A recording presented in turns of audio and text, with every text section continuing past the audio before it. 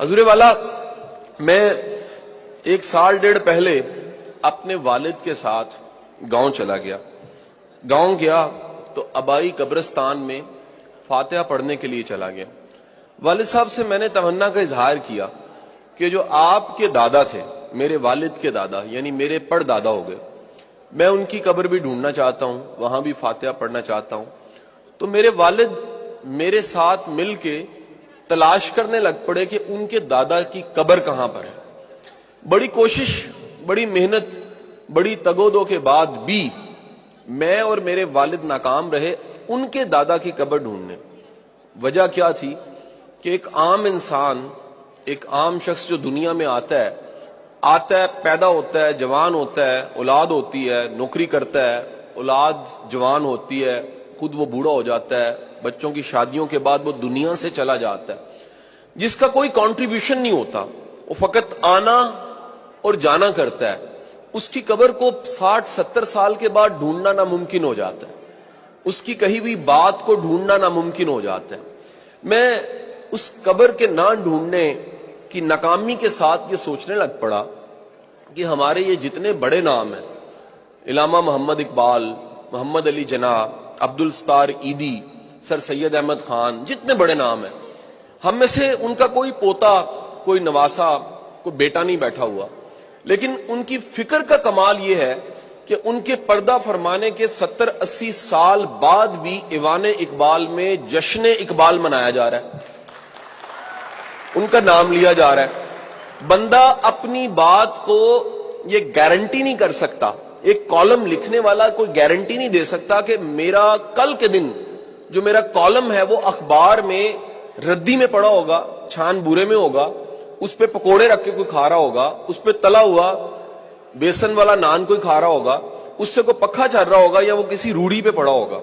لیکن آپ کمال دیکھیے کہ جس شخص کی نسبت سرکار دو عالم صلی اللہ علیہ وآلہ وسلم کی ذات گرامی سے عشق کے ساتھ اور محبت کے ساتھ ہوتی ہے، اس کا نام اتنا باقی ہو جاتا ہے کہ آپ کو زمین پہ پڑا اگر اقبال کا شعر مل جائے تو آپ چوم کے اسے بھی اونچا رکھیں گے کہ یہ میرے مرشد کا شعر ہے.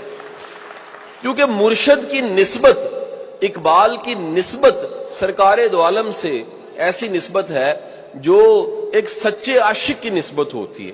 اقبال فہمی، آپ انقلاب دیکھیے کہ دنیا میں جب بھی کوئی بڑی فکر ہوتی ہے اس کو ماپنے کا ایک یہ بھی ٹول ہوتا ہے کہ وہ فکر وقت کے ساتھ ساتھ کتنی کھلی ہے، کتنی کشادہ ہوئی ہے، اس کی سمجھ کتنی آسان ہوئی ہے.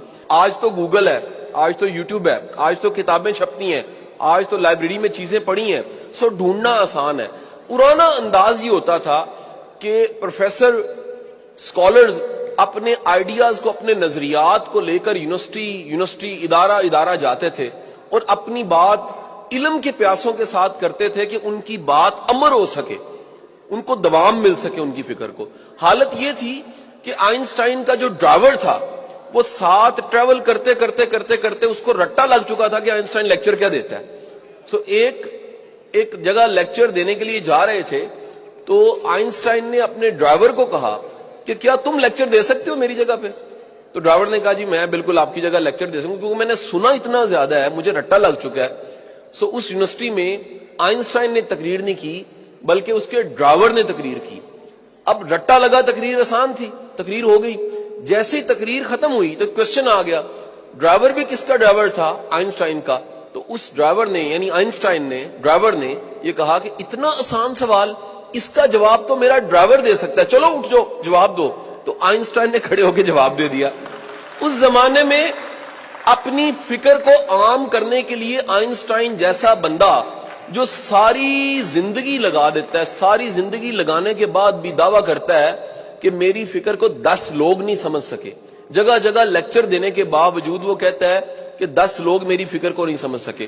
آپ کمال دیکھیے کہ اقبال کی اصل زندگی وہ 63 سالہ زندگی نہیں ہے جس کو ہم میئر کرتے ہیں کہ 1906 میں کتاب آپ نے کون سی لکھی تھی، 1913 میں کون سی آئی تھی، 1918 میں کون سی تھی، 1926 میں کون سی تھی، 1936 میں کون سی تھی، 1938 میں اقبال پردہ فرما جاتے ہیں. اقبال کی تصانیف کا کمال یہ ہے کہ اقبال کی لکھی ہوئی کتابیں تو شاید 8 یا 9 ہیں، لیکن اقبال پہ لکھی جانے والی کتابوں کی تعداد آپ کی اطلاع کے لیے عرض ہے 18,000 ہے. اقبال کی فکر کا کمال ہے کہ اقبال اپنے زمانے سے نکل کر کسی اور زمانے میں بات کر لیتا ہے. اقبال اپنے زمانے سے نکل کر ایک نظریے کو کسی اور زمانے میں پروجیکٹ کر سکتا ہے.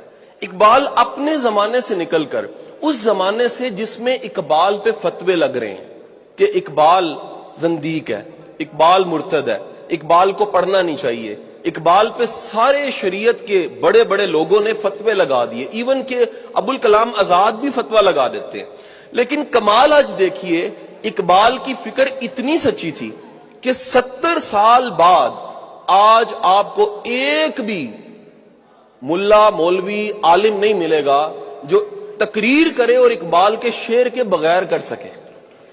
فتویٰ لگانے والے، اقبال یہ فلسفہ جانتا تھا جس فلسفے کو آج سے ہزاروں سال پہلے سقراط سمجھ سکا تھا کہ زہر کا پیالہ پیتے ہوئے سقراط مسکرا رہا تھا. کسی نے پوچھ لیا کہ یہ مسکرانے کی وجہ کیا ہے، سقراط کو خبر تھی، اس نے مسکراتے جواب دیا کہ دنیا کا کوئی بھی زہر بندے کو مار سکتا ہے، بندے کی سوچ کو نہیں مار سکتا، اس کو قتل نہیں کیا جا سکتا. اقبال چلے گئے 1938 میں، لیکن آپ دیکھیے بڑا درخت ہو، بڑا پہاڑ ہو، اس کو دیکھنے کے لیے فاصلہ چاہیے ہوتا ہے.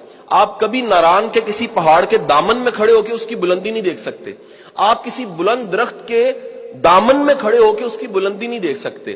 آپ کو تھوڑا سا فاصلہ چاہیے ہوتا ہے. آج 60-70 سال گزرنے کے بعد پتہ لگتا ہے کہ اقبال کا قد دنیا کے بڑے بڑے فلسفہ کے ماہرین میں ہوتا ہے.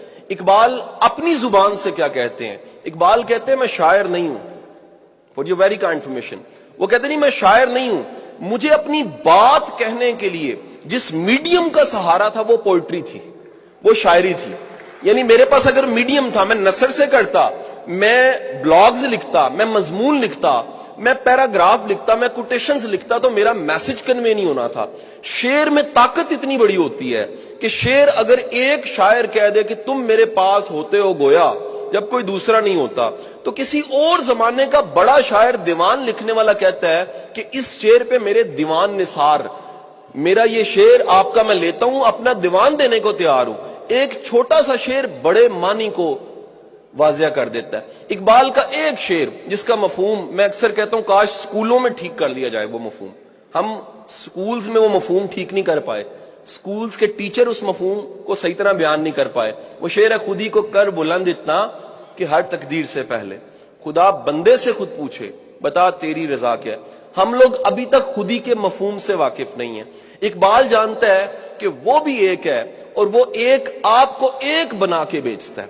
یہ سمبولک ہے. رومی کے مزار پہ داخل ہوں تو آپ ہاتھوں کو رکھ کے جھک کے داخل ہوتے ہیں کہ میرا مالک ایک ہے، میں بھی ایک ہوں. اس ایک کو سمجھنے کے لیے ایک بننا پڑتا ہے تو ایک کو جانا جا سکتا ہے. آپ ایک بنے بغیر ایک کو نہیں سمجھ سکتے.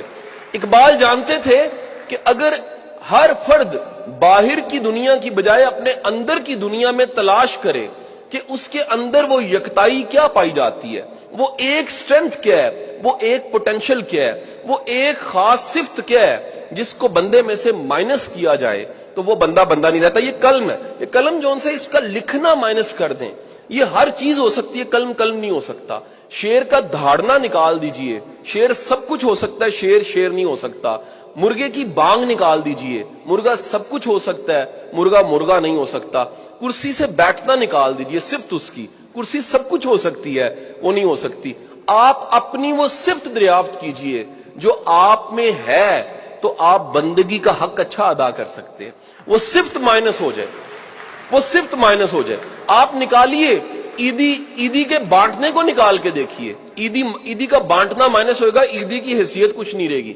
اقبال کے فلسفے کو خود ہی کو نکالیے، اقبال نہیں رہے گا. شیکسپیئر کے ڈرامہ رائٹنگ کو نکالیے، شیکسپیئر نہیں رہے گا. دنیا کے ہر شخص کی ایک ایسی صفت ہے جس صفت کو پالش کیا جائے، بہتر بنایا جائے. اس لیے بہتر بنایا جائے کہ مالک کا حکم ہے، مالک کا حکم ہے کہ تم نے اپنے بیسٹ پوٹینشل پہ جانا ہے. تم وہ مخلوق ہو جو بیسٹ پوٹینشل پہ جاتی ہے. دیکھو بھیڑیں چرائی جا رہی ہو نا، اسے ہانکا جا رہا ہو، کبھی کسی بھیڑ نے سر اٹھا کے نہیں کہا مجھے کیوں ہانک رہے ہو، میں نے کدھر جانا ہے۔ انسان کو ہانکا نہیں جا سکتا، جو ہانکا جا رہا ہے نوکری کے ذریعے، تھوڑے سے پیسوں کے ذریعے، کوئی غلامی کر لیتا ہے، اس کا اپنا قصور ہے۔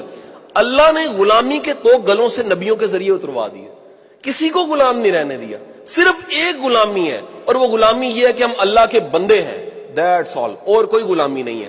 اس ایک غلامی کا اجر یہ ہے کہ تم جب ایک ہو کے ایک کی تلاش کرتے ہو، اپنے اندر جھاتی مارتے ہو، اپنے من میں ڈوب کے سراغ زندگی کو دریافت کرتے ہو، اپنے اندر کے آب حیاتی کو تلاش کرتے ہو، تو آپ کو اپنے اندر سے پتہ لگتا ہے کہ مالک نے خزانے باہر رکھے نہیں ہیں۔ اللہ نے پوٹینشل، صلاحیت، ٹیلنٹ، صفات انسان کے اندر رکھی ہوئی ہیں، ان کو فقط پالش کرنے کی ضرورت ہوتی ہے، ان کو اچھی سنگت چاہیے ہوتی ہے، ان کو ایک یونیورسٹی، ایک اکیڈمیا، ایک ادارہ، ایک استاد، ایک مرشد چاہیے ہوتا ہے۔ وہ چھپے ہوئے سارے خزانے ذات کے کھو میں چھپے ہوئے سارے خزانے باہر نکلتے ہیں، تو پھر وہ بڑی بڑی صفات بنتی ہیں جن کا نام رومی، غزالی اور ابن خلدون رکھا جاتا ہے۔ آپ اپنے اندر کے اس سوئے ہوئے جن کو جگاؤ، اسی کا نام خود ہی ہے۔ اپنے اندر کا بیسٹ پوٹینشل، مائیکل ہارٹ کہتا ہے 1979 میں کتاب لکھ کے دی 100 کہ میں نے دنیا کی ریکارڈڈ ہسٹری میں منیمم ریسورسز کے ساتھ، لمیٹڈ وسائل کے ساتھ، انسان کے پیراہے میں ابھی تک سب سے بڑا انسان محمد مصطفیٰ دیکھا، اس سے بڑا انسان نہیں دیکھا۔ یہ خود ہی ہے۔